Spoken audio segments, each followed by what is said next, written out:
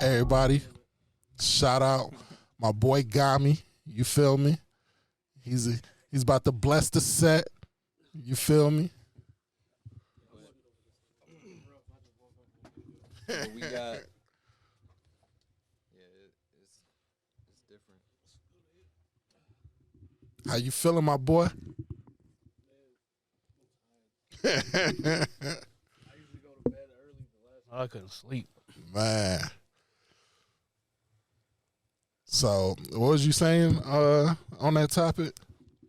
Yeah, so I'm from this little clique over Southside. And, like, how we grew up was so much different from what we see now. I'm just like, what is going on? Like, there's, like you said, there's, like, no rules to anything anymore. And, like, you see sets from the same gang fighting each other. Like, back then, that didn't really happen. Mm-hmm. What's going on? This new generation is just wild. But even, like, you see a lot of shit out of Chicago. I'm sure it's other places, too. I just happen to pay attention to Chicago. But, like, you'll see people from the same group set up their people for what? A couple of $1,000? Right. This is, You know, there ain't no loyalty. no honor and nothing anymore. Mm-hmm. And, like, the generation before me, like, all my uncles and my cousins, like, they were about the honor.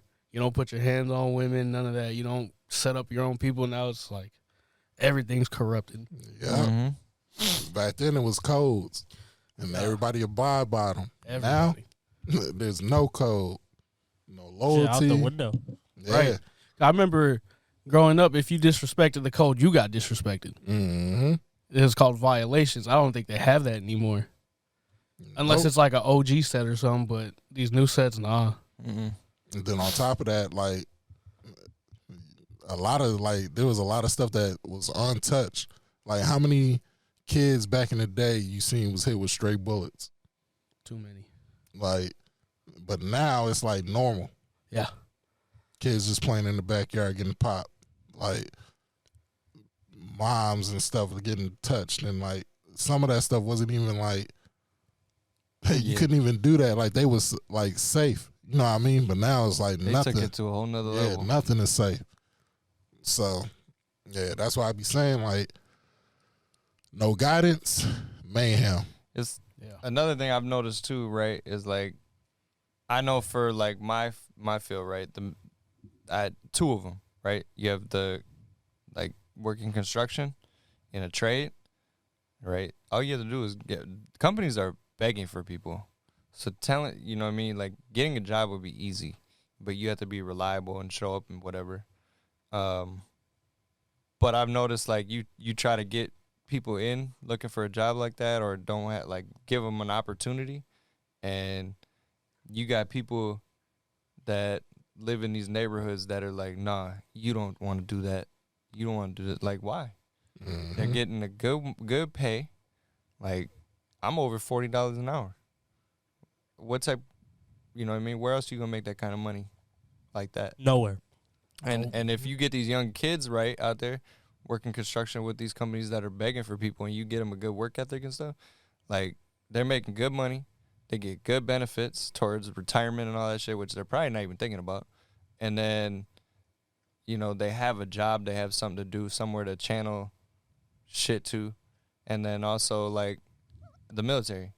The military is a great opportunity because they'll also pay for your school to an extent. Sometimes all of it. They'll, you know, you can get out of where you're at. You have opportunities to travel and do things. Yeah, sometimes it sucks and you're going to see shit and do shit that sucks, but that's part of the gig. But to what you get out of it, you know what I mean? And I've noticed that a lot of people in these communities tell these younger generations, like, you don't want to do that, this, that. Like, they direct them away from it. It hurts them. I mean, Yeah. have you noticed any of that? Instead of letting them find their own way. Like, because you was a game banger doesn't mean your kid got to be a game banger. Right. Like, because half of the game bangers, they game bang, and then when they get older, they be like, I mean, I'm locked in, but if I had a choice to go do it again, I wouldn't do it. But a lot of these parents, they glorify it. Then they had these kids young, and they still young. So, like, their mind is not processing, I need to be putting them first. I need to be making sure everything that they want to do, not what I want them to do, what they want to do, I'm helping them, get to where they need to be. Because, like, you got a lot of people, like, I play football, basketball. So my mindset, if I'm having a kid, I want them to play football, basketball. Like, because my mind is like, oh, easy check, easy. But maybe my kid want to be a physician, or maybe my kid want to be working in construction. Maybe my kid wants to be a trash driver. Like, I mean, because trash people, they make a lot of money too. But, like, They make bread. yeah, so, like, maybe they want to do different things that maybe I don't want to do. But because they want to do it and I didn't want to do it, does that mean I shouldn't push them to do what they need to do?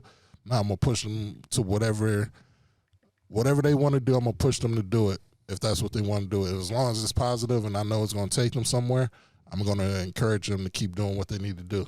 But I wish I had that. See, I got a traditional Vietnamese dad. So when he sees me talking about this music stuff, he sees it more as of a hobby thing. But I'm like, man, I put my heart into this. Like, dog, the stuff I was doing at 18, 19 years old, I was traveling the U.S. with, he's not like mainstream status, but he was on Tech Nine's label. He's from St. Paul too, and that was my first national tour was with him, and I was like 18 years old, and I'm just like, how can't you see it? Like, I'm 18 and I'm doing stuff 30-year-olds wish they could be doing right now. Exactly. Get into more of that. Like, let the people know who you are. I go by Yung Gami, OG Gami. All my music's under Yung Gami. Got a group Players Ball that I've been working on. We were it was just two of us here last night. We made some crazy shit last night. I actually started music because my cousin did music. I was 13 at the time. I seen he had a laptop and just a microphone with this box that connected to his laptop, and he was making music. I was like, what? It's that easy? I thought you had to go to an actual studio and pay people all the time. But he was literally just making music in his room. I was like, that is nuts. And I've always been big into hip-hop because, like, growing up, that's all I would hear. Like, my mom would play, like, DJ Quick, so many people, like, oh, my God. I just smoke, so I can't really think straight right now. My aunt would constantly play, like, Snoop Dogg and Bone and all them, and I got, like, Tupac from my dad, Wu-Tang from my dad, Sally Cell from my aunt. It's like, all the music I'm obsessed with now is from them. Like, during me starting to do music, I was, like, looking for myself. I didn't know where I wanted to go with it. So I was doing, like, that weird juggalo horrorcore music, like ICP and them. And I got a name from it, so I was like, oh, this is going to work. And then a couple years later, I'm like, all right, my buzz died down. I need to do something different. So then I got into more of, like, just, like styles like Tech Nine, Hobson, and them. Wasn't me. And then just a couple years ago, I feel like I found myself. I was like, I'm going to just stop doing what I think people want me to do, and I'm just going to do what I want to do. So then that's when I got into the whole 90s style. And then I feel like ever since then, I just been going up. Like, it's slow now because I haven't been dropping no music. But I feel like I'm making my best music right now. Man, so you heavy influence from the West Coast. West Coast, yep. West Coast. I heard the Sally Cell, the DJ Quick. Yeah, I grew up on that stuff too. So, and I heard some of your music, and it's lit too. So, yeah. I mean, I make all types of stuff though. Like, I feel like my style, I call, is like a chameleon. I can adapt to whatever. I've done rock music. I was rapping, but it was like a rock type beat. Yeah. And then, like, sometimes I'll sing, even though I can't sing. Shout out to Auto-Tune. Yeah, I do all types of stuff, man. That's what's up. That song, Blickety Split. That song's cold. I had that song for 4 years before I dropped it. And that's what I mean. I'm so slow with music. Like, I've had that song sitting for years, and I'm like, I don't know what to do. And then everybody's like, bro, just drop the song. I'm pretty sure it was Jesse. He was like, bro, you just need to drop it. And so I went to my homie Iron Blaze. Shout out to Iron Blaze from Ohio. Asked him for a cover. He asked me how I wanted it. Told him, got it. And then like a month later, I finally dropped it. It was also K Park's fault too, because I was waiting on a verse from him, because he's the one that's on that hook. And I was like, bro, you got until April or whatever month I dropped it. So you got until this time, and then I'm dropping it. Man, usually that's how it goes too. Like it'd be like a lot of the like big hits that you see that blow up when they talk to the artist. They be like, yeah. Y'all loved it and it blew up, but I wrote that song like years ago. Shit, not Post Malone. He said he made White Iverson, then dropped it the next day, and it blew up that day. Man, how does that happen? Oh yeah, bro, that shit was crazy. Yeah, some people just got that kind of gift. But like, you see, like 50 Cent, he said that what In the Club was originally for Game. No, Game came like a year after that. That song was originally for somebody else, and then they were like, they didn't want it, and so he's like, fuck it. I believe it. And he did it. Rihanna came way later after It was that. a different rapper. It was originally for somebody else, and then he just did it. But that was a song that was written way before too. Yeah. And sometimes, like when you hear those kind of music, like that kind of songs, and then blow up, it's like, what if it would have came out then? Like if you would have did it over that beat, and when it came out at that time, like how would it have been then? Sometimes it just comes out at the right time. Yeah, timing is like a big factor in music. That's what I learned.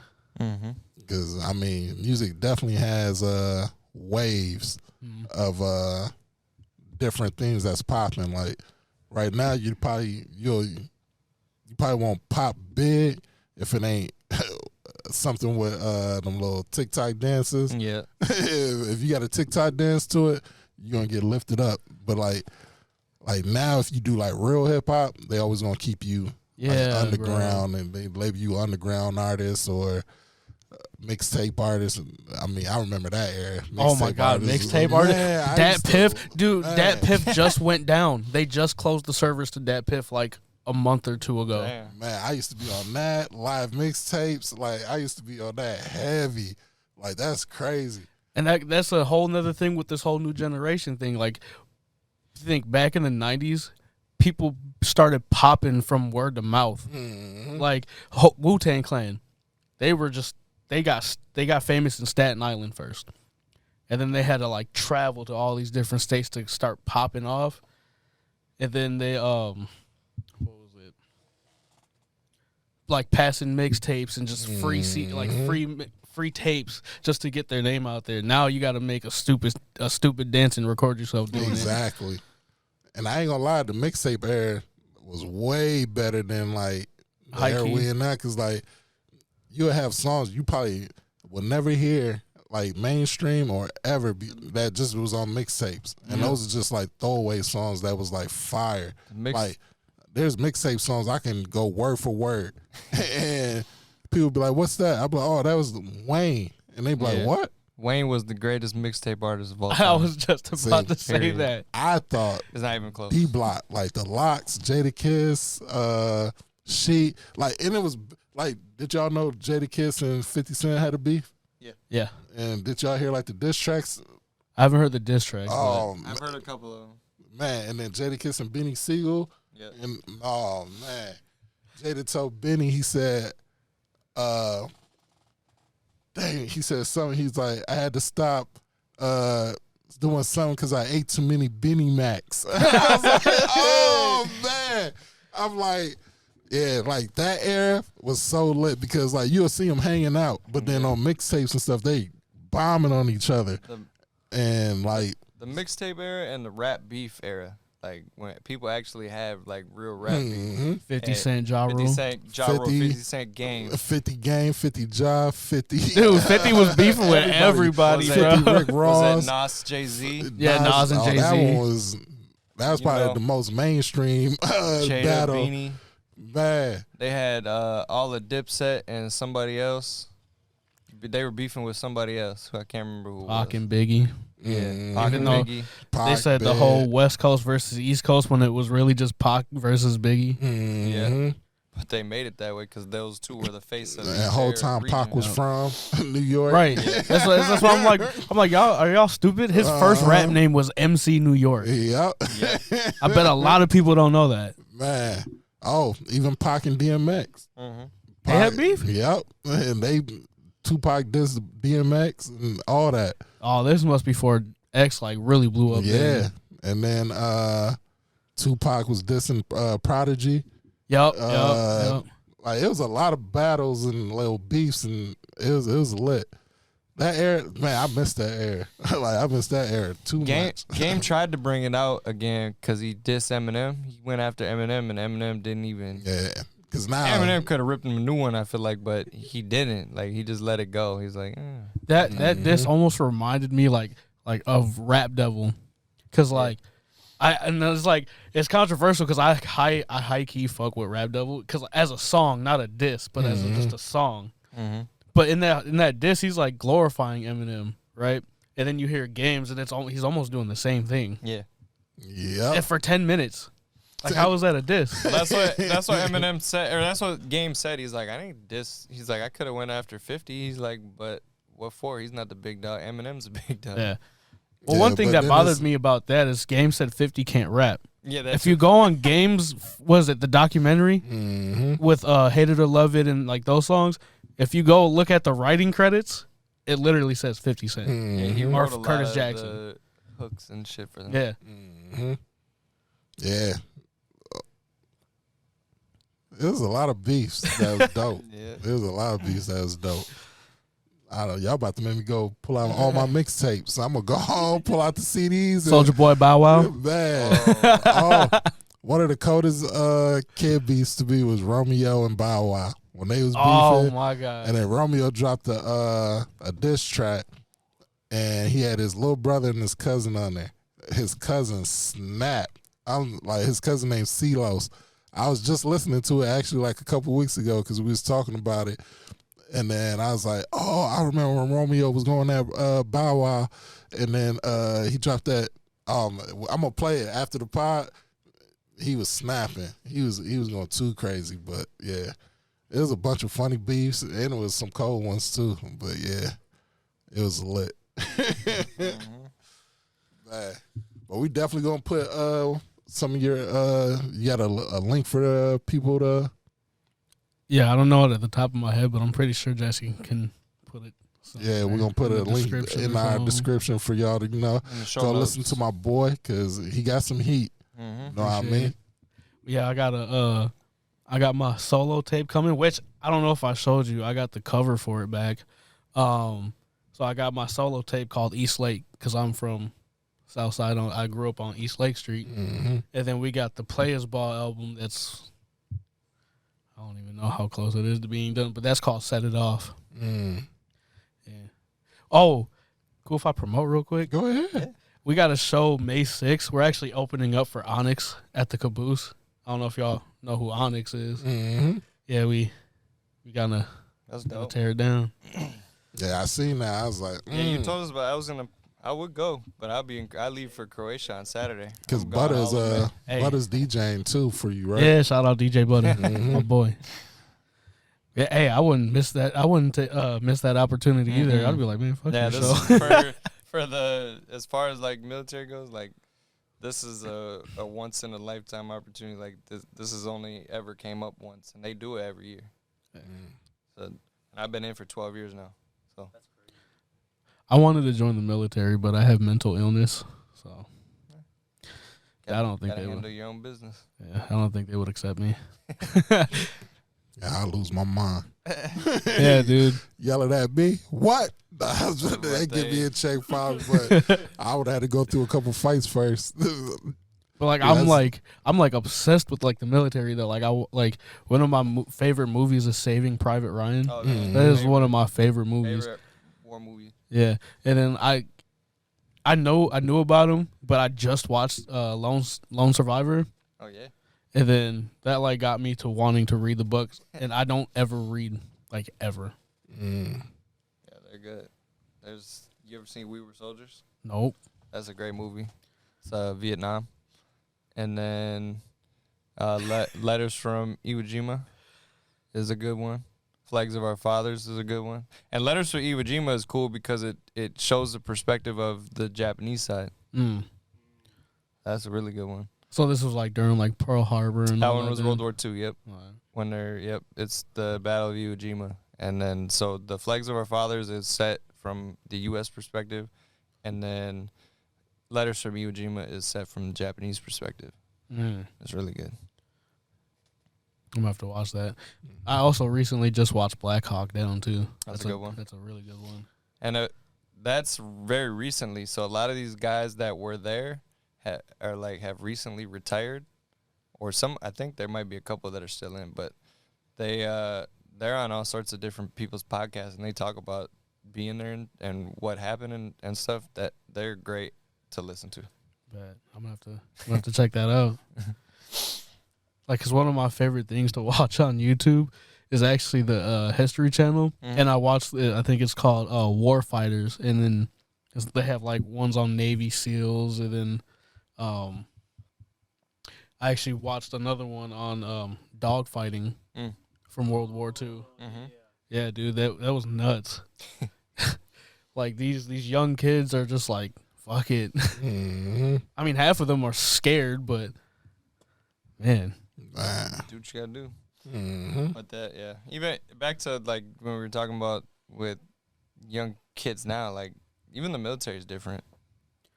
It's almost sad. Like I was watching a video about the basic training with a coworker the other day because they used to do what's called the shark attack, and that's where like your drill sergeant yell at you for fucking up, and then all of a sudden, like out of nowhere, like he's yelling at you. Then all of a sudden, you got like four more coming in yelling at you, and they don't even have to make sense. Like sometimes they're just screaming, like like just to fucking it. The idea of it is to get you stressed and learn how to process it. Yeah, the adrenaline Quickly, and figure it out while you're panicking, because. Right, in a combat situation, you know what I mean, that's what's going to happen. You're going to be panicking, you're going to have people screaming, yelling, whatever, all sorts of things happening. You're supposed to react under pressure. And when you watch, if you look on YouTube and you find like combat footage, the one thing you'll notice from everybody is that they're calm. Mm-hmm. They're very calm. And that's because they've learned how to manage their stress and they're used to it, you know, in some situations. But like, you fresh out of basic, you don't know what's happening. You're panicking, and the idea of that is to break that and get you used to it. And then, but they took it away because they felt it was too stressful, and now they do some of the dumbass bullshit. But even like my new soldiers now coming in there, like, yeah, basic was easier than I expected, and that's really sad to hear because I'm like, you're literally like, this isn't grinding before. This just isn't to make it. This isn't the Boy Scouts. Like, you're training these kids to fight wars, or, you know what I mean? Like, really, that's what it is. And they have to be able to protect themselves and to protect the people around them. I mean, the military isn't the greatest, you know? Like, you're at the end of the day, you're still a war machine. Is at the end of the day, you know? That's how you have to break it down. But you still have to be able to function properly. So it's kind of sad. Well, What else you got? I gotta dip up out of here soon. all right. So Appreciate you this coming on. got this last question, and we're gonna end the podcast. All right. It's gonna be a wild one. Hold on, I'll let you pick. Which one we're gonna do. Pick. I pick. All right. Pick. So. Are you pointing at me? Whoa. No, I'm just saying. Look, Jesse's on the hot seat today. Look, you and your significant other, right? y'all getting hot, nasty, and whatnot, and y'all buy things for the bedroom, right? Sex toys, right? So, like vibrators, cock rings, handcuffs, oil, stuff like that, right? What do you do with that stuff when you break up? Throw it the fuck away. That's easy. You throw it away. Throw it away? Throw it away. What you doing? Repeat that. Hey, I know what Otto's doing. Oh! He's keeping it for himself. Yo. So look, you have like the sex toys and stuff that you bought with you and your significant other. You know, like Yeah. you got the oils, you got the cock rings, the handcuffs, the blindfolds, the vibrators, stuff like that. You know that you use together. When y'all break up, what do you do with the stuff? Yeah, you throw it away. The only thing I can see that the only thing I can see that you would keep is maybe like any oils or some lube. You never know when you need that stuff. But but the toys gotta go. You're not that's keeping the nasty. cuffs? Nah. And nah. We'll buy new ones. Right. That's my thought process. Like, fuck it, throw it away. But it's also that thing, right? Of you never know what your next partner is into. So I'm just gonna throw it away, and whatever we reset with, we'll reset with. Oil and other things like that are fine. I would keep that because what's that gonna hurt? Man. But the toys have been you know what's the nastiest thing I've ever seen? Because every now and again you drive by a sex shop on the side of the road or something, and you like in Wisconsin, man, they get down different over there. Let me tell you, in the window they had a used sex toys section. No. New and used sex toys. Like used? What you mean used? They recycling dildos. I don't care how much you sanitize that. Right. Oh. And you don't know who was using them. One of them could have been up some 500-pounder's ass. Like, I don't know. Oh, man. It's got to go. Toys got to go. Yep. Handcuffs, whatever, it's got to go. So you go back to the you back for another round of handcuffs? Yep, sure am. Oh, Hey, man. Well, I'm like the vibrators and stuff, that got to go. But I'm keeping the cuffs. I mean, they wasn't in nobody, so we keeping those. Like, if I was putting it in you, then yeah, it's got to go. For me, it's just more of that respect thing. Like, if I have a serious relationship, like, I use this on my last, you know what I mean? Like, it's just weird. I couldn't do it. I was just like, yeah, we're just going to get rid of that. Oh, man. Marquise said, hold up, what was the question? Marquise, why you interested in some used dildos? He pops in for that one thing. Hold on, repeat that. Oh, man. Yeah. Nah, but that's the end of the podcast. You feel me? Marquise, We're going like to catch y'all getting next week. It's your boy, DriftXLR, Truth. and our boy, Gami. Make sure you check them out. Also, again, the show is May 6th. May 6th. Where at? The Caboose in Minneapolis. Boost in Minneapolis. Oh, yeah. What time? It's an early show. I think doors open at 6. Mm-hmm. So we're going to have the information in the description. So holla at your boys.